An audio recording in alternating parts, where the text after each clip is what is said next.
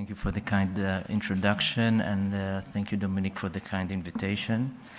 It's an honor standing here, and I'd like to share with you our understanding. The story goes, we've talked about many cellular therapies, science fiction therapies that we use nowadays.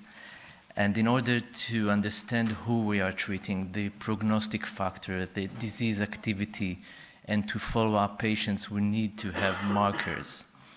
And historically, we used to look at phenotypes, the clinical phenotypes of patients, but then God invented the RNA gene expression.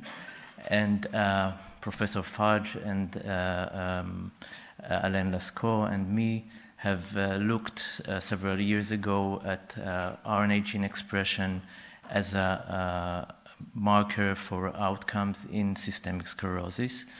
And from these understandings, what my group has tried to do is to translate this to something more appropriate for everyday use, which is to cell signature of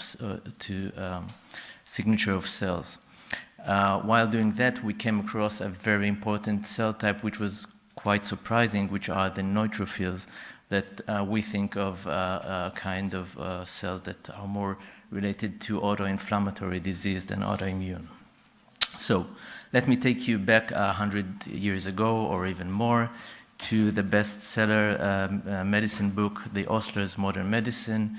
And he already noted that he sees 16% of patients with systemic sclerosis with what he called universal scleroderma.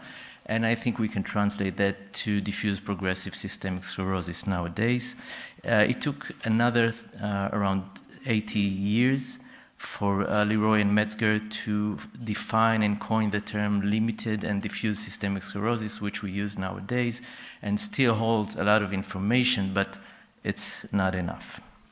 So we said RNA gene expression can help us to have a snapshot into the genes that are translated in a certain point in a human being, and to understand even and to quantify if a gene is overexpressed or underexpressed at a certain time. So this is a lot of information, and in order to deal with a lot of information, we usually use what we call unsupervised machine learning. And this is exactly what Milano et al. Had done more than 10 years ago, when they looked at only 27 patients with systemic sclerosis, and they looked at skin biopsies. And they were able to have the overexpressed and underexpressed genes. And with the computer analysis, they were able to spot pathways that go along together and to divide patients to clusters, what they coined as diffuse proliferative patients, inflammatory patients, normal-like patients, and patients with limited disease that had another pattern that is called limited.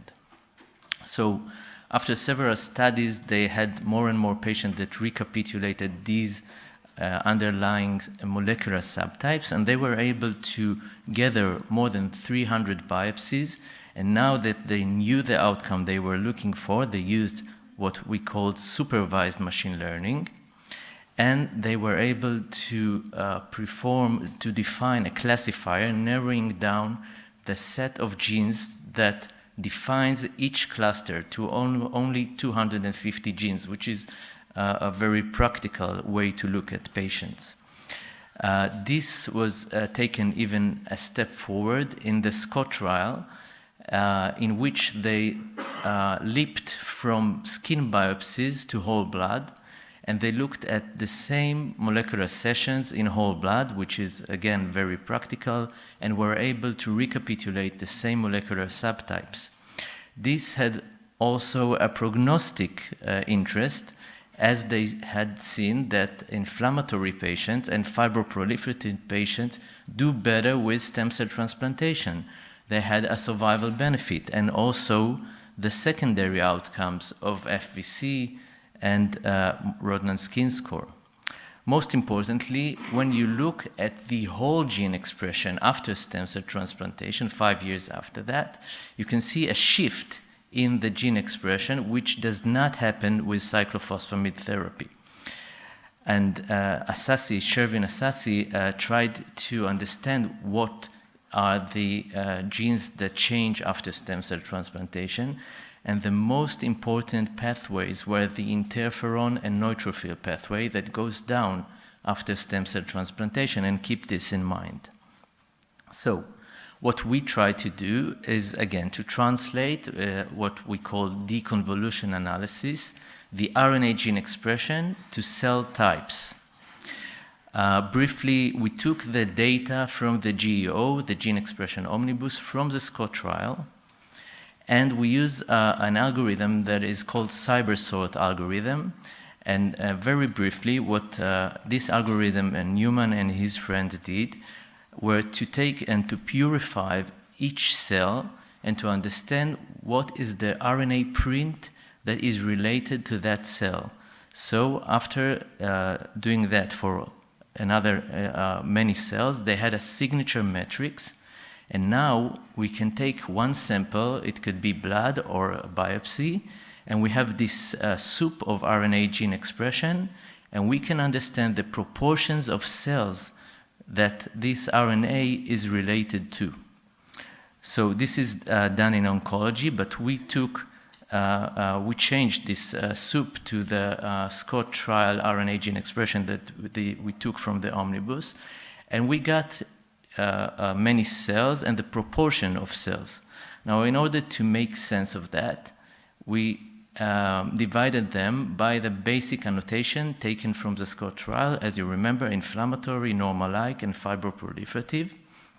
And now you can appreciate there's a change between the subtypes, but it's still difficult to see by the eye, so we used a principal component analysis. And now you can understand that you can see different populations of cells. And to understand what drives the differentiation between these groups, we used a loading analysis. And you can see here that the most important cells were neutrophils that drive this differentiation to one side on the x-axis, and resting memory T cells to the other side.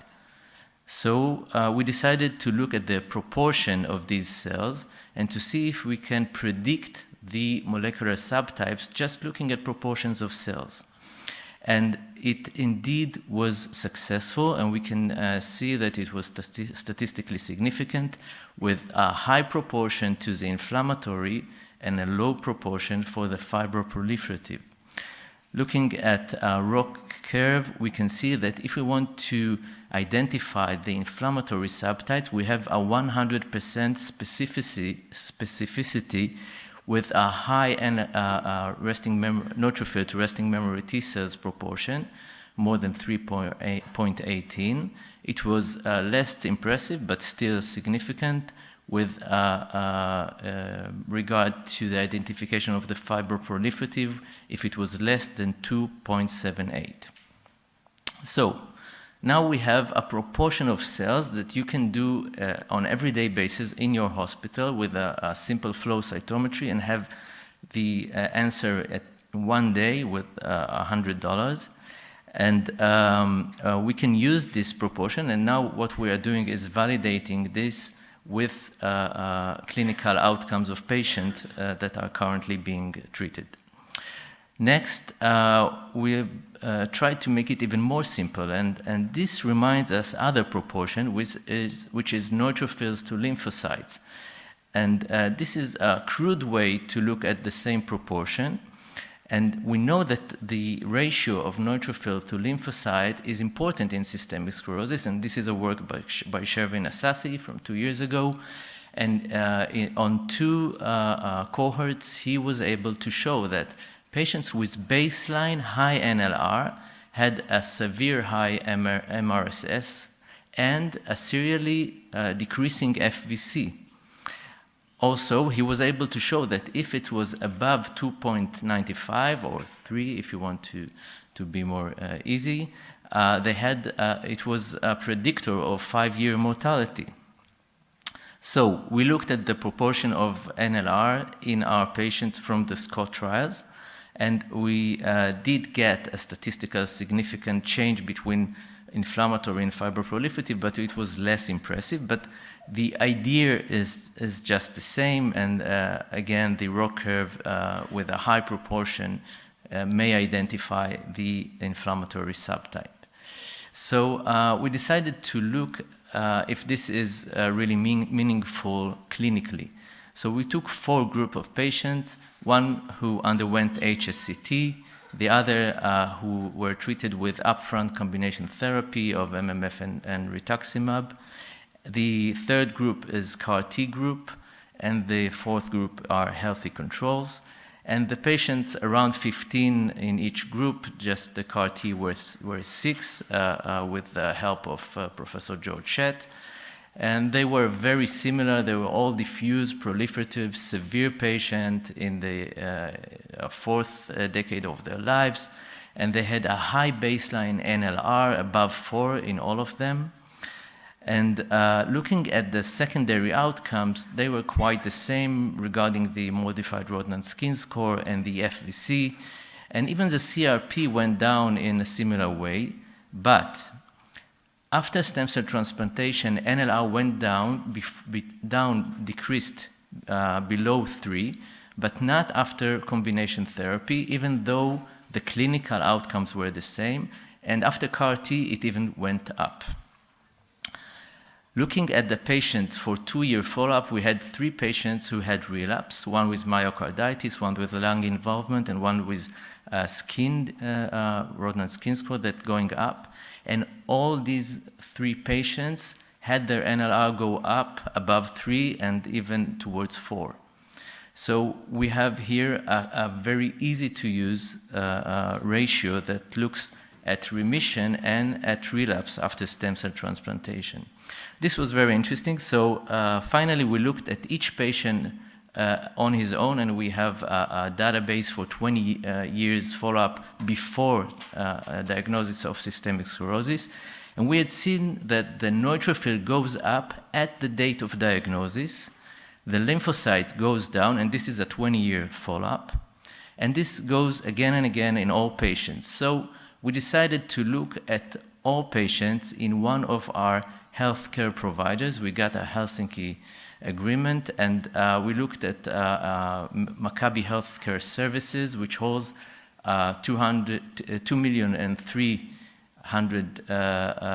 members, which is 1/4 of the patients of the people in Israel.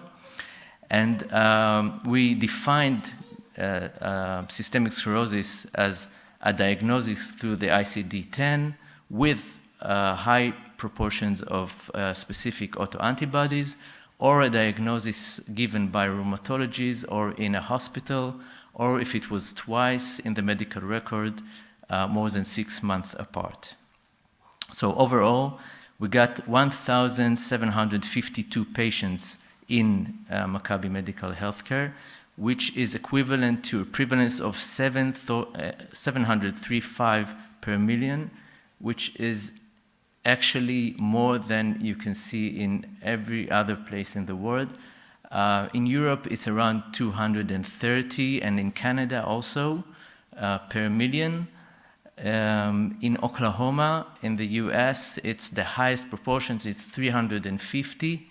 And this is because of the Choctaw Indians that have a mutation, and this is a special population. So we had another study going on that will be presented very soon, looking at why this happens and a heat map of Israel where they are located. But going back to our study, we excluded 241 patients that used prednisone ever, because prednisone can affect neutrophil proportion. And overall, we had 1,511 patients. These were the characteristics of the patients. And what's interesting is that NLR was higher in men at baseline than in women.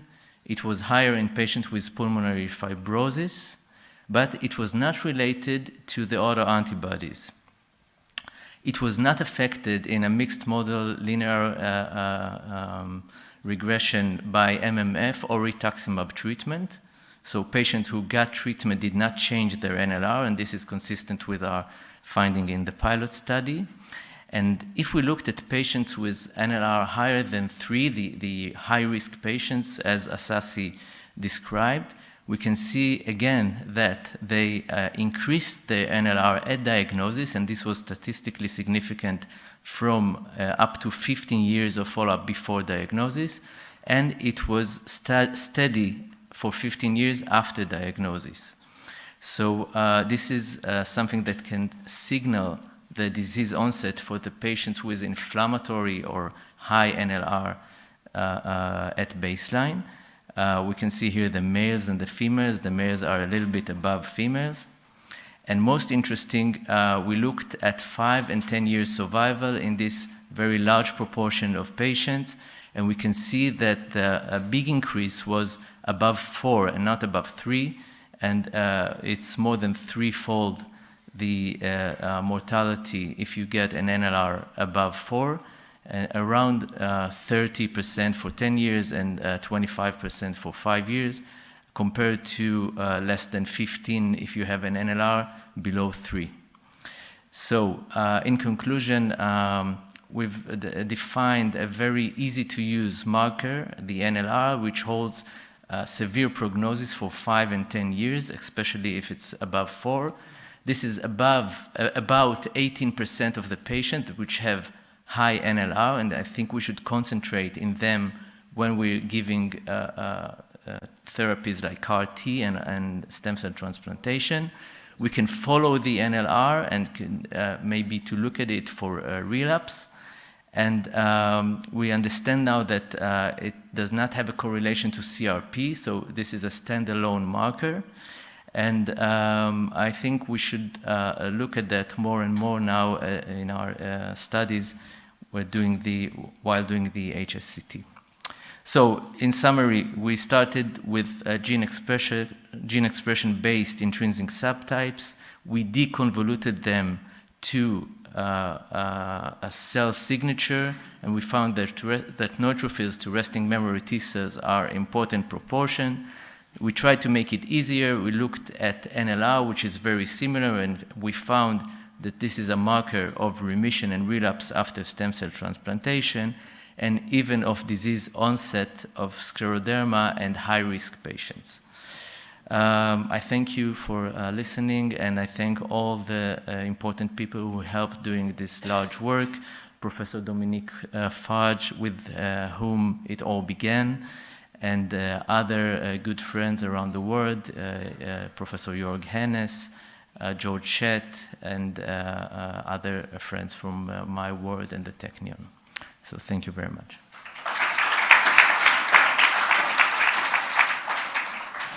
Thank you very much. Questions?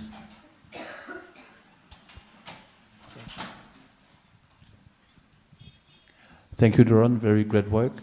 Do you have a population control for the last study you showed, associated by age or gender? And there is a big difference between a scleroderma patient and LC control patient, or not? Yeah, we looked at the same cohort of 2,300 million people, and we looked at the healthy population. It was around 2, the normal NLR. Again, less for women, higher for men. Actually, even in the healthy population, it was related to death. So if you look at NLR, it provides you some information about risk even in healthy population, and we'll publish that in the future. Yes, Dr. Bird. Thank you for the talk. That's interesting. I'm just wondering, how did you define or the phenotype of your resting memory T cell? Yeah, I'll go back. So So this is taken from the report by Newman as the total memory CD4 T cells, which are CD3, CD4, CD45RA minus, and we deducted from this the activated memory T cells, which are CD3, CD4, HLA-DR positive.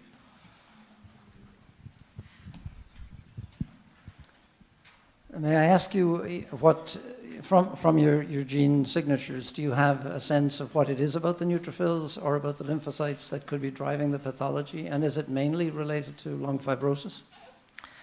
I think the main question is if this is a reaction or is this part of the pathophysiology of the disease, and I cannot answer that, unfortunately. We know now that there are signs of neutrophils activated in systemic sclerosis with regard to the traps that they activate. Again, we don't know yet if this is a reaction or a part of the pathophysiology, but there is much of the literature that says that it is part of the pathophysiology. Thank you very much. So if we have no, yes, question from that.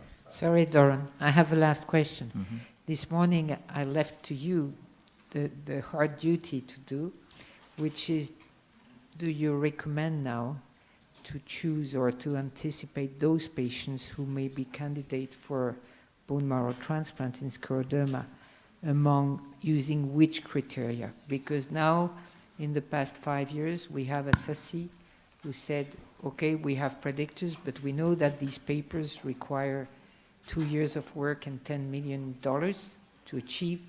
Now you propose your NMR ratio. What should we do? Pauline showed that we have constituted a huge biobank, which is sleeping apart from being used with MSC trials.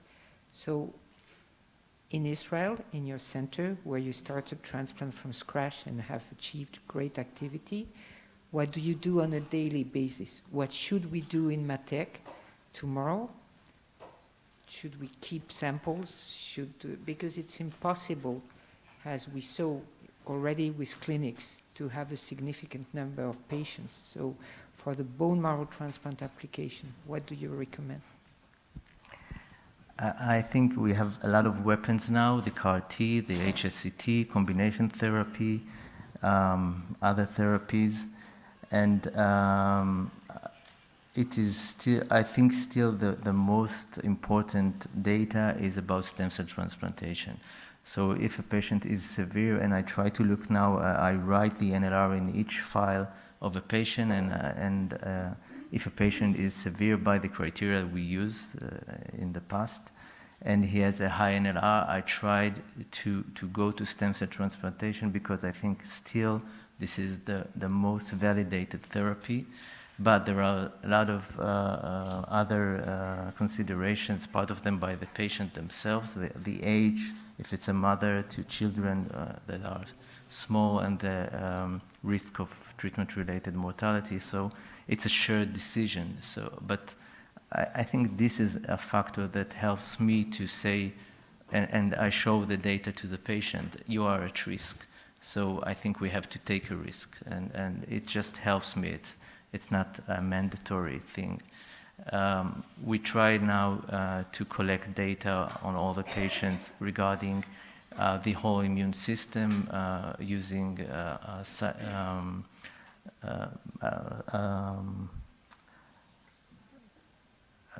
I forget the name of the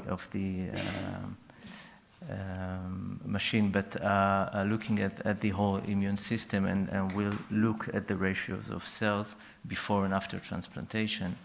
I hope we'll have more data in the future. And we have to look at the NLR, the patients who already had transplantation from your database, which is larger than mine. Pauline will work on it, and all of us. Thank you very much. Thank you very much. Thank you so much.